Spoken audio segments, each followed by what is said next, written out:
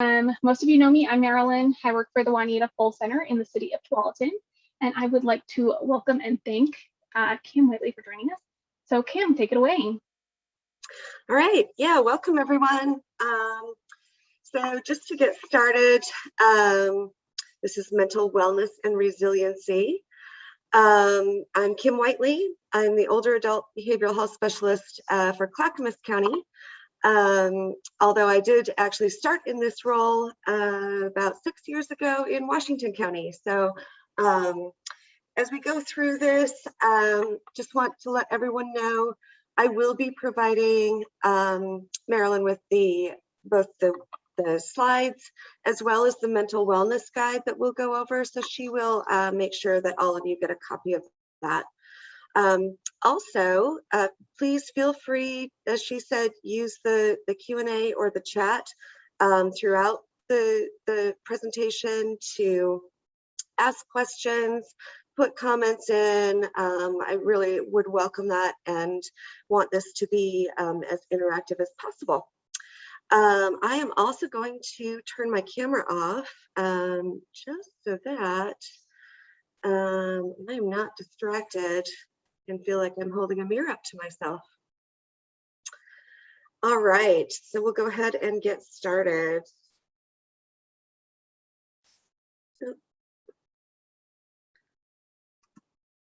And for some reason, I am not able to advance my slides.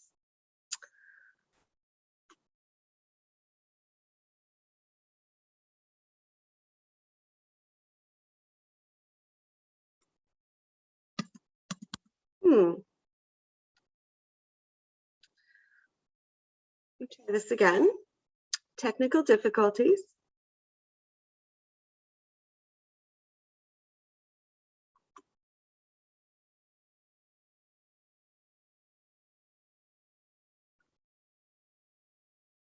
There we go. So as an overview, we're going to start with where we've been. So I created this presentation back sort of last summer when we were kind of in the midst of all of the unknowns with coronavirus and everything. And as we're going through, I want to invite you to share kind of where you've been, which we'll kind of be going over, and where you are now, because things are a little bit different. We'll go over kind of the difference between anxiety and worry. We'll do an overview of the mental wellness guide, which I mentioned you will get a copy of. And then we're really going to dive into how do we build resilience and how do we cope with and deal with that anxiety and worry. So as we know, we have been living in these really uncertain times. We're sharing this unprecedented experience of the COVID pandemic, among all of these other unprecedented things of social unrest that we've been dealing with. Everything has been changing about our world, from the way we interact with each other to the economy. We've really had this loss of normalcy, this loss of our sense of safety, along with a lot of fears. There's been the fear of illness and death. There's been the fear of the economic toll on individuals and families, and a lot of that loss of connection with each other. Diving a little bit more into some of those fears, we've had the fear of falling ill and dying, that fear of isolation and exclusion, fear of exposure to the virus, the fear of feeling powerless to protect the people that we love, and that fear of being separated from loved ones due to quarantine. I'll share for myself, I'm originally from Canada and all of my family is up in Canada, and this has been the longest period of my life that I have not seen my parents, and not knowing when, that will happen again. Some folks were fearing the loss of their job or economic support. And really, all of those fears just contribute to those feelings of helplessness and boredom and loneliness and depression.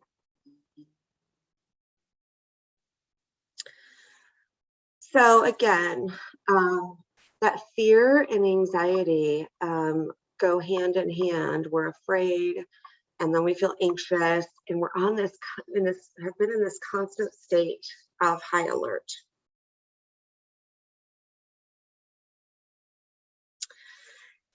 You know, all of these reactions are really common after a disaster or a national crisis, and we have had both. So those can contribute to things such as sleep problems, headaches or stomach aches, appetite changes, feeling edgy or lashing out, worry, which we're going to dive into, possibly drinking more alcohol than usual or smoking more, a general feeling of sadness or a lack of energy. So the normal stress response is when our bodies are in high gear. So it's almost like we feel like we're holding our breath. And as human beings, our biology has evolved to react to stress in that way. And we are experiencing a lot of that stress.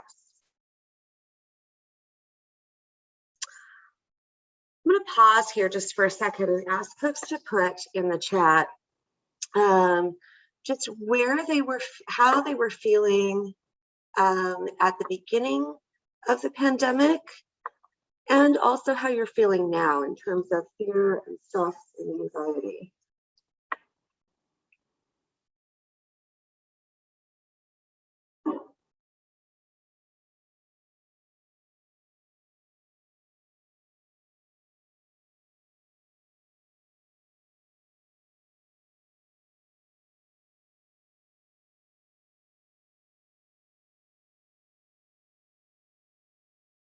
Marilyn, I'll rely on you to read out anything that comes into the chat. We might have some slow typers. I don't have anything in the chat just yet.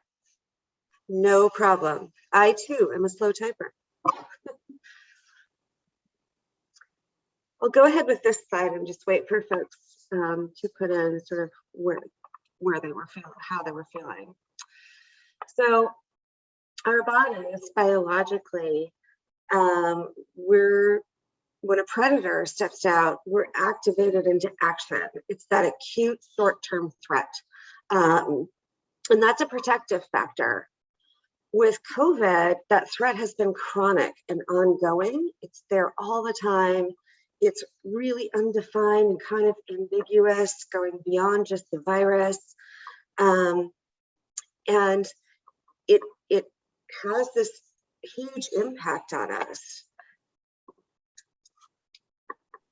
Okay, we do have a few responses now, Kim, if you'd like me to read them. Right, yes, please. Someone said that they're feeling better and slightly less anxious. Her sister died when this was just beginning, so she was very anxious at the start. We have another person who says, the last one for me, I'm not sure if she was referring to the last slide previously, and that everything was also up in the air. We have someone who says that her fear has lessened significantly, especially since her second vaccine shot. And we have another person that says their actual fear level of COVID has remained constant. The isolation has been much worse than the fear of disease. They are feeling less anxious now about getting to see family as vaccinations have become more prominent. Definitely. Yeah, all of those things. It's really been an interesting time in terms of, that fear, around the actual virus itself, and that it maybe is a little bit different now. And one of the things that I'm hearing from a lot of people too is, gosh, it's now I've gotten so used to staying at home, not going out. Now there's this added anxiety and stress about actually leaving home a little bit more, because that's now not our norm. So that's a really interesting thing to kind of take a look at and be aware of, that we've gotten so used to now kind of that this has been our new normal of not leaving our homes, that fear and anxiety, even though it can be a good thing to be able to get out and connect with people a little bit more, may remain the same as it was, like somebody mentioned. it might be a little bit less, or it might be just different.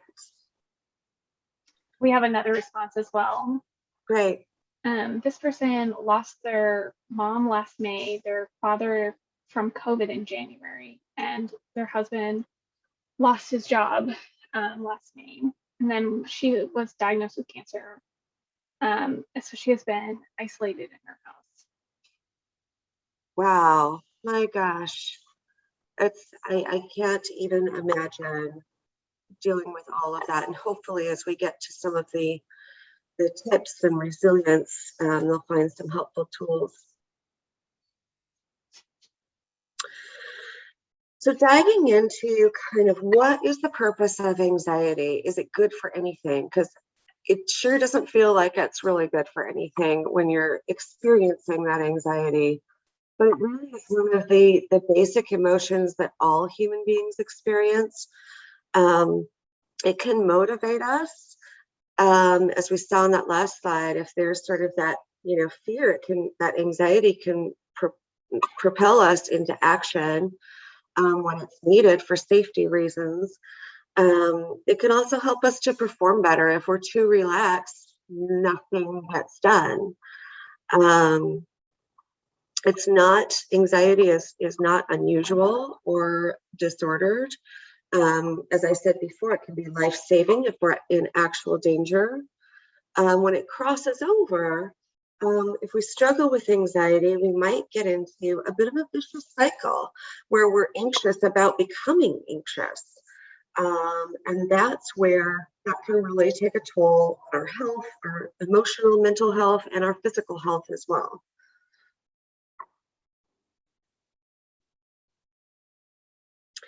So that anxiety can really, it triggers deep in our brains, in the amygdala, it triggers this flight or fight response. And where we've been is that we can't run away from COVID, but our bodies are telling us to fight, to do something. And while we need to respect that system and understand it, we also need to have a little bit of control over that so that it doesn't spiral out of control.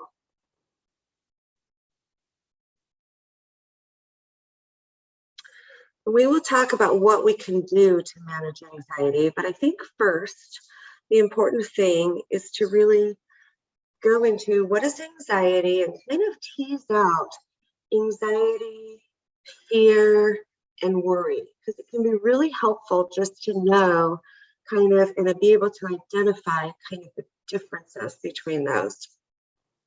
So anxiety is that emotional, physical response that occurs when our thoughts attach to fear. So there are times when fearful thoughts serve us and they're adaptive, and then there are also thoughts that don't serve us. So these are kind of those what if thoughts, those what if questions that go through our minds that seek certainty and to really kind of demand to know the future, which we don't know. And those are the ones that don't serve us well. So it can be really helpful to be able to identify the differences between those. So worry is more of that chain of thoughts and images that are kind of negative and relatively uncontrollable. So worry represents this attempt that we have to engage in problem solving on an issue whose outcome is uncertain, but might contain the possibility of one or more negative outcomes. So worry relates closely to the fear process. And again, it's that form of thinking about the future in ways that make you feel anxious or apprehensive. Sometimes it's helpful to think about it as what I call the worry chain. So you start out and you're like, I have a headache. And then it's, what if it's coronavirus? Maybe I passed it on to someone in my home. Maybe I passed it on to everyone at work. What if everyone will pass it on and die? You know, sort of, and then to the extreme of like, what if I'm the only person left? So you can see where that kind of worry chain happens. Any thoughts on the worry tree or examples that come to mind when I talk about that?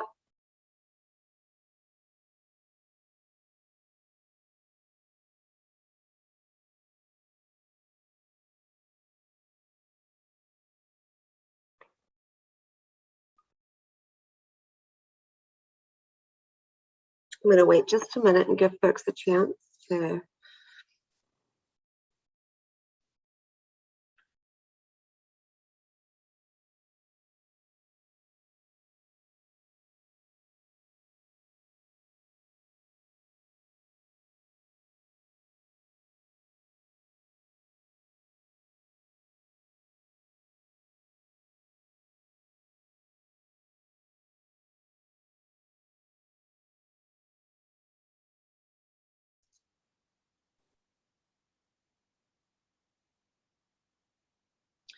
Okay, I'm going to move to the next slide, but please feel free to write some things in the chat. So it can also be helpful to separate out that there's two kinds of worry. So there's real problem worries, which are about actual problems that need solutions right now. So given the real concern about the virus, especially when we started, there's helpful solutions like that regular hand washing, social distancing, and that physical isolation if you have symptoms. So that can be a real problem and a real worry. And then there are those hypothetical worries. And this is where we get into kind of that worry chain, where the hypothetical worries about the current health crisis might include that worst case scenario or catastrophizing. So really getting into kind of those negative thought patterns.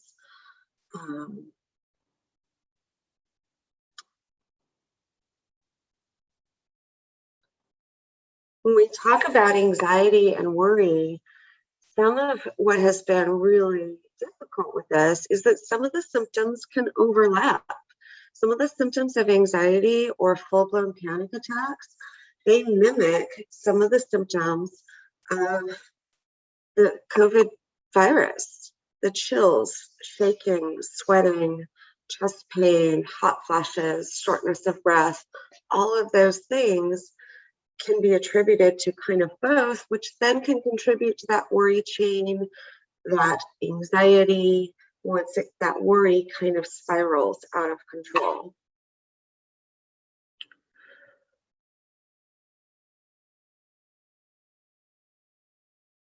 So there's usually about three main reasons that people become anxious. They are in danger, but sometimes having those catastrophic thoughts, your brain interprets that sometimes as actual danger. And if you've been in danger before, sometimes that gets kind of locked in kind of those neural pathways in your brain, and it can be triggered again when you start to feel that same anxious feeling, and your body is thinking you're still in that dangerous situation. Sometimes it's that you're fearing that something terrible is going to happen. Or that you won't be able to cope with negative events. Do we have anything more in the chat, Marilyn? Not yet, but everyone feel free to use the chat or the Q&A function to communicate with us. So I'm going to move now, and I apologize, this is a little bit small on your screens, but this is the guide that you will be getting. This was created by a colleague of mine in Southern Oregon, and I've adapted it, and I will change the resource page in here. I will probably include both Clackamas resources as well as Washington County resources for you. So this is a guide that uses this concept created by Dr. Harris. And it's really meant to provide some factual information regarding the coronavirus and really assist in navigating your mental well-being using the coping skills you probably already have. But it's always a good reminder to have it kind of right in front of you and put some practical steps to kind of work through. So it uses this acronym, and we'll go through each one. and it's Face COVID.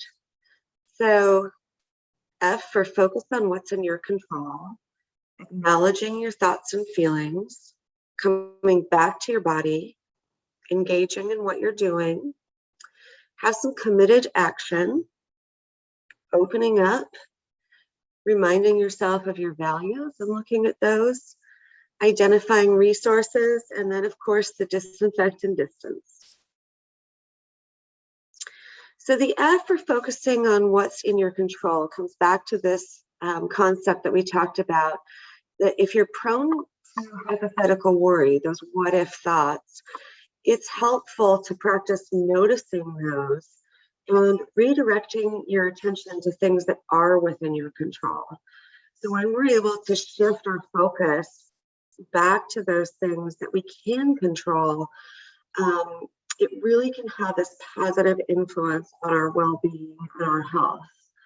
So you can see here, there's a chart of what are some things that are within your control, your routine, relaxation, building connection, exercising, and things that are outside of your control. So other people's decisions, other people's health. That's a really hard one. The news, events and holidays, being sort of family gatherings being canceled. It's kind of to some degree beyond our control. So it really can be helpful when you're in this situation to take a minute and write down and I love this sort of, visual of the circle of what's in your control and what's outside of your control, and being able to kind of separate those out and really looking at those hypothetical worries. Some of those what if thoughts are often outside of our control, but sometimes some of those are within our control. And so reminding ourselves of that can be really helpful.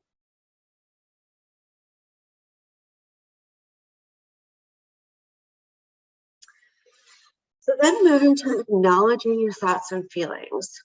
And it really can be helpful to just have in front of you kind of the difference as you're acknowledging those thoughts and feelings, that difference on the spectrum between stress, anxiety, depression, grief, anger, and that catastrophizing, those irrational thoughts that many of us have had in believing that something is far worse than it actually is.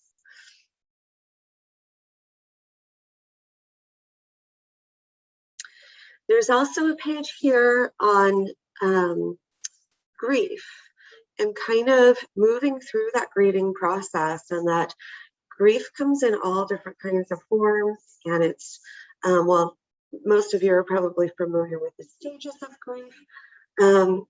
This really kind of goes through things in a different light and recognizing that grief is a fluid process. It's not pretty. You don't go through those steps kind of, one step at a time. You can, have a lot of those steps happening at the same time. You can go back to a step, and that it's not just about death. It can be, grieving the loss of connection, grieving the loss of family holidays, all those kinds of things that we have all sort of collectively been grieving in the past year.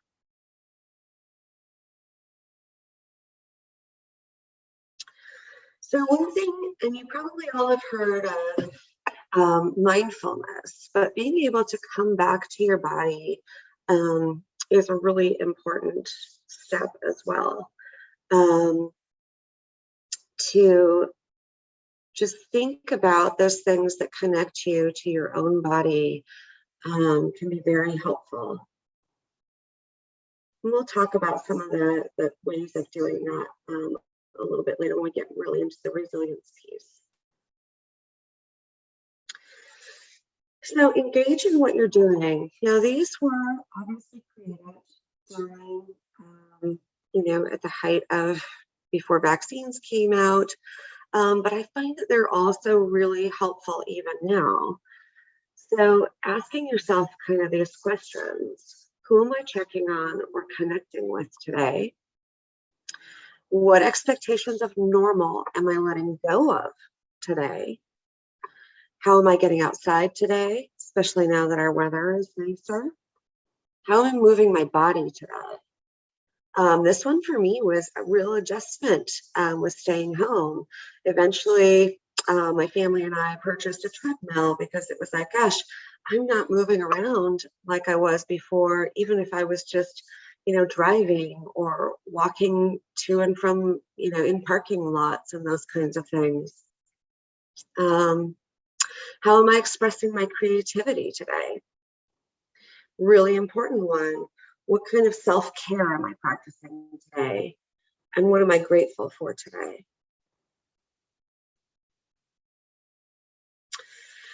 So this one we'll spend a little bit of time on, this committed action. One of the really effective ways of reducing anxiety and worry can be with something we call thought challenging or thought stopping. And there's a number of different ways that you can do this. There's two examples here. And I will say that one of the things that I tend to do, if I don't have this sort of right in front of me, it can be a little bit hard. And so one of the things that I have done, because I tend to be kind of a visual person, is I'll just envision a stop sign when I recognize that I'm having some of those what if thoughts. But these are another couple of techniques. So there's the ABCDE technique. So the A stands for attention. When you feel distressed, stop what you're doing. And here's where I picture that stop sign. And pay attention to your inner dialogue. What are you saying to yourself right now? The second step is believe. You don't automatically have to believe your thoughts. You have to kind of test those. Are those reality or are they not? So challenge diffusing that anxiety by broadening your focus. What's the bigger picture? Is the thought fact or is it opinion? And would you think differently if you were calmer and not so anxious? Discount is to acknowledge that anxiety has benefits, as we talked about, or has been, but anxiety does still have benefits as well, as we talked about. But acknowledging that maybe anxiety in that moment is dominating your thinking. And being able to let those unhelpful thoughts go. And we'll talk about some techniques to do that. And exploring options, what would be helpful to focus on right now? What options do you have available?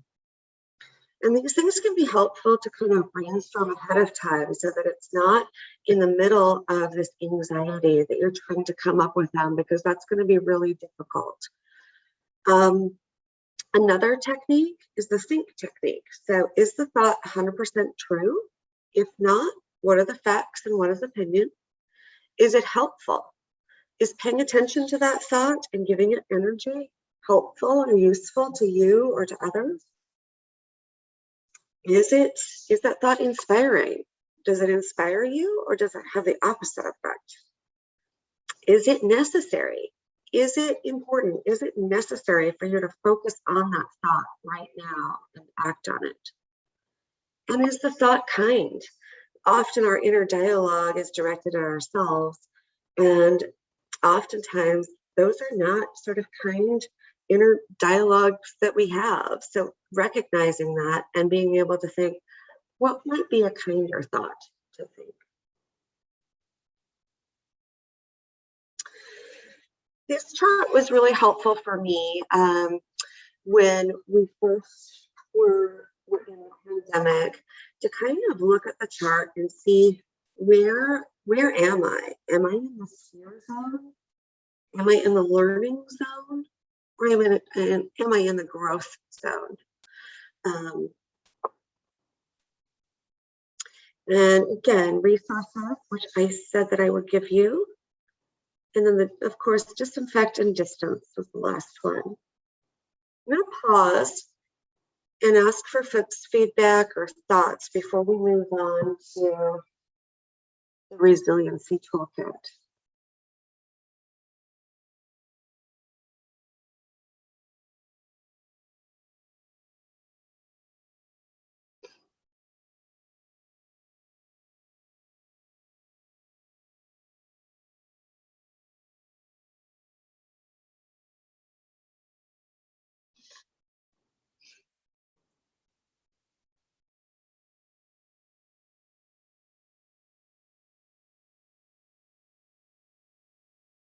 Maybe some of you have already been using some of those skills and maybe giving some examples of that, or even some feedback on, gosh, I've tried that and that didn't work for me in that time.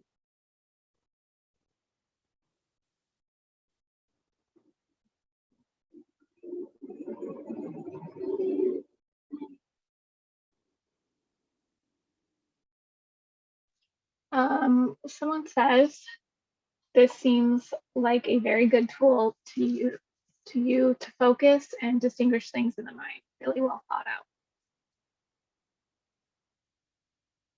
Great.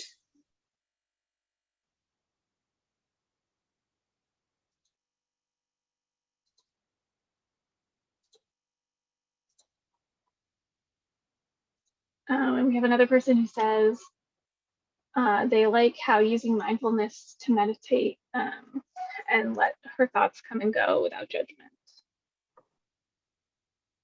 Yes. Yeah. And it does take some practice as well. To be able to just quietly focus on those thoughts and let them pass, acknowledging them without judgment.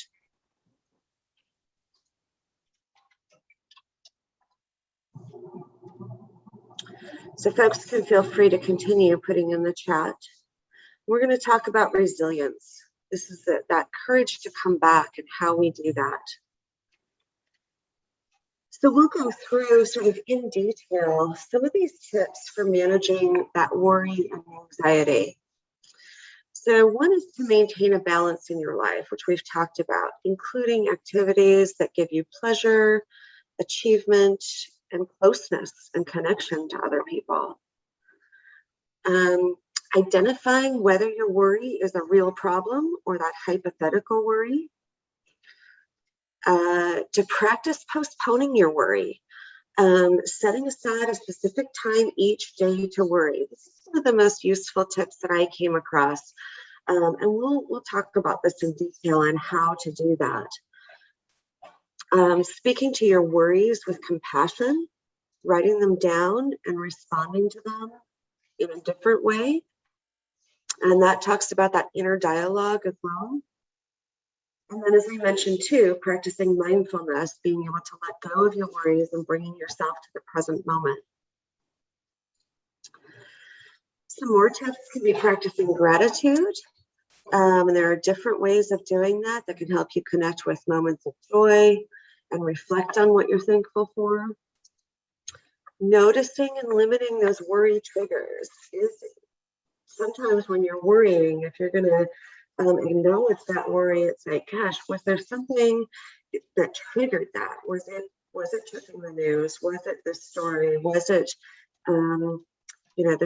this person reaching out to me, or needing to complete this task? Maybe it's grocery shopping or something like that. Being able to practice unhooking from your thinking mind to turn down that sort of stress radio in your head, and relying on reputable news and information sources.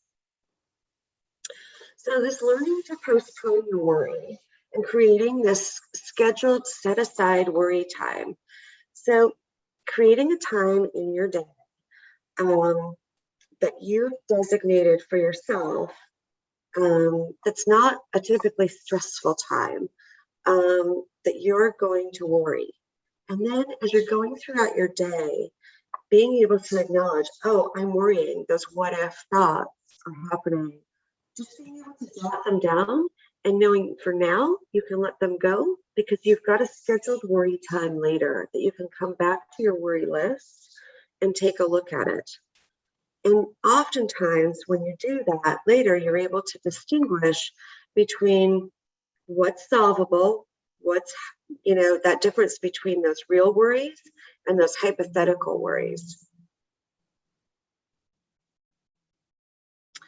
When you're going through during that scheduled worry time, and this also we went over in the workbook, is what's the evidence? This is that thought stopping. What's the evidence that that thought is true or that it's not true? Is there a more positive, realistic way of looking at the situation? Can you turn the glass on that a little bit to see it in a different way? And this can be really helpful to have this scheduled worry time because in the moment, you might not be able to do that, but coming back to it later, maybe once you've been able to do some mindfulness or things have calmed down, that you might be able to reframe that in a different way. What's the probability that what I'm scared of will actually happen? Is this realistic? If that's low, what are some more likely outcomes? And being able to really kind of list that. Is that thought helpful? Will worrying about it help me? Or how will it hurt you? And that can be helpful in being able to let those thoughts go. And this one also goes back to that being kind. What would you say to a friend if you had this thought or this worry? Can be helpful. Did we have some things in the chat, Marilyn? We had one person who said they really liked the idea of scheduled worry time, which I will say is a technique that I use and it works fabulous. Definitely. So some of the things when we're talking about coming back to our body, most of us are familiar with focusing on your breath, taking deep breaths, and it really lowers that activity in the central nervous system, in that amygdala that we talked about that can kind of hold that fear and anxiety. And focusing just for 5 minutes on actually taking a deep breath in and feeling the air, just focusing on the air passing on the edge of your nostril could really help bring that focus to your body and really calm down that fight or flight response. One of the other things that we can do is speaking your worries out loud. And sometimes when thoughts are in our head, that's actually not helpful. That creates more stress. And sometimes just saying them out loud can help you to be able to focus on, is this realistic? Is this not realistic? Is this actually true? Can be really helpful.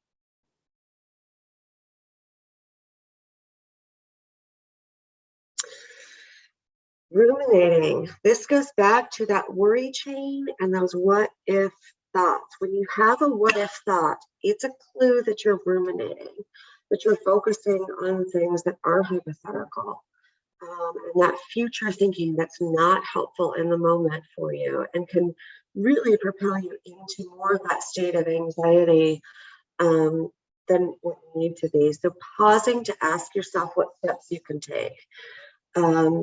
If you're worried about something, is there an actual practical step that you can take that will feel like you have taken control of the situation rather than going down that worry chain?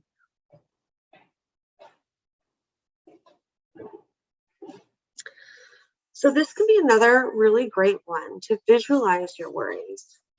So focus on your worry and give it a rating on a 1 to 10 scale.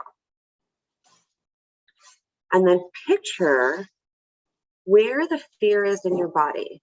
Where do you feel that? This can take some practice. Is it in your abdomen, your throat, your chest? Maybe it's that holding your breath feeling. So that might be kind of all of those. Then imagine that fear as an object, such as a fiery red ball. Now imagine taking the ball and changing the color of it, changing what the appearance of it is. Put some polka dots on it, put a smiley face on it. Visualize it changing its size. Maybe it's getting smaller and smaller. Maybe it's getting bigger and bigger. But lift it up over your head in your mind and imagine a breeze carrying it away. This really allows you to shape your emotions in a positive way. Another technique for this, and take a minute here and just, if you would, close your eyes, and I'm going to read this out. This really focuses on something that we call acceptance and commitment therapy. So imagine you're sitting or standing in the middle of a stream. The water is flowing away in front of you. Notice if there's any sound from the running water. Notice if there are any trees, bushes on the banks of the stream. Maybe there's some birds and you can hear them, see them. Now see leaves floating down the stream away from you. They can be any shape, color, or size. As negative thoughts or worries come into your mind, be aware of what that thought is and then place it on a leaf. Now watch it float away down the stream. You can do this with each thought as you notice it and for as long as you need until you feel better. As you acknowledge each of your thoughts, you don't need to hang on to them. There's no need to become attached to the thought. Just acknowledge it, place it on the leaf. So by watching it float away, it loses its hold on you and its intensity as you're able to let it go.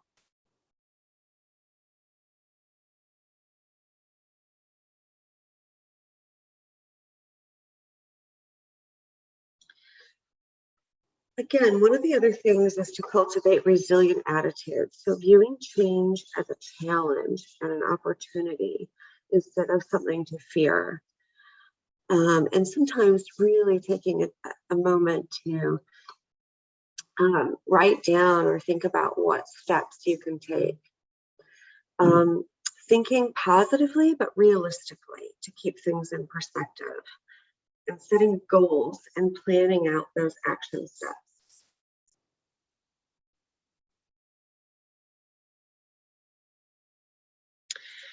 So in keeping things in perspective, you need to ask yourself, what are the actual levels of risks? Are there other facts that are important to remember?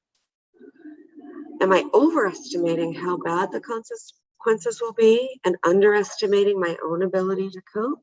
What's the reality? What can I do to stay connected to family and friends? And how do I access the resources I need?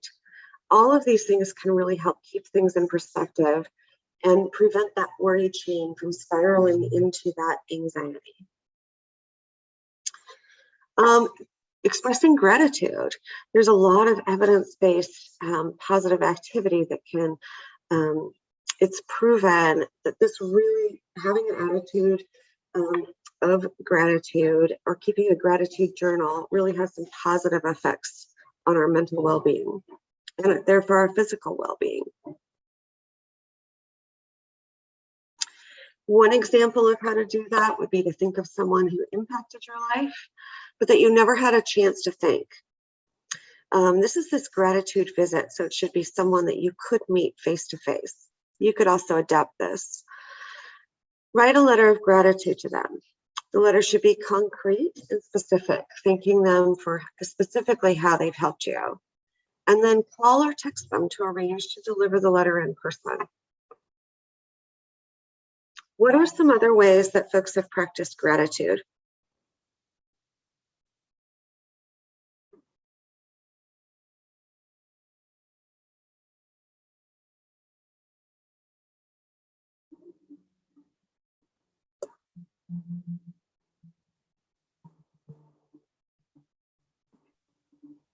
We have someone who said praise and worship.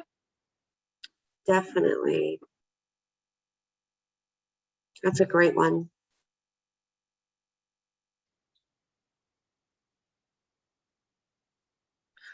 for me, what I've done too is much like that scheduled time for worry, I've tried to build in gratitude as a habit. And so when I wake up in the morning and I'm having my morning coffee, I always try to think of what am I grateful for today? And then again, kind of later in the evening around dinner time, thinking about what am I grateful for that's happened throughout this day? It looks like we have a question about this letter writing exercise. Yeah. This person asks, they say they're curious about why you need to give the letter in person.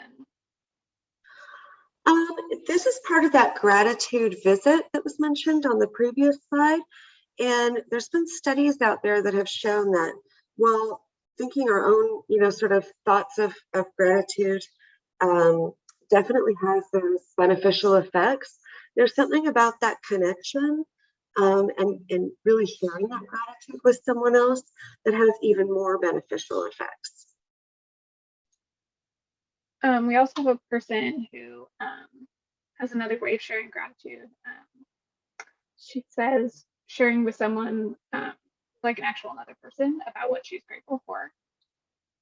Absolutely, which is exactly kind of what the study had shown was really beneficial. So another way is to do a wonder walk and just, finding something that transcends yourself, something, magnificent. This is also talked about, I've heard this referred to as forest bathing. So really getting out into nature and sort of that mindfulness practice of looking at what's around you and noticing the small details.